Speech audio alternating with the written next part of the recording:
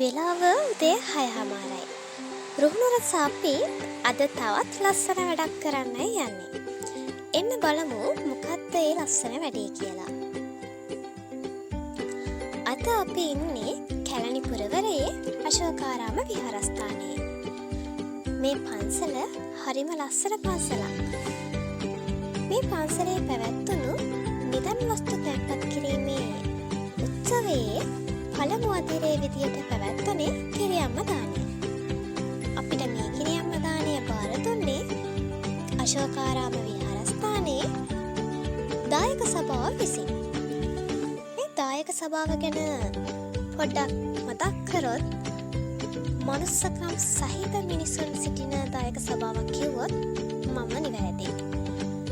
මොකද කිරියම්ම දානය කරගන්න අවශ්‍ය කරන උදව් උපකාර මේ හැම දෙයක්ම එයාලා අපිට කිසිම අඩුපාඩුවක් නැතුව ලබා දුන්නා. ඒක නිසාම තවත් ලස්සනට මේ කිරියම්ම දානය කරගන්න අපිට පුළුවන්.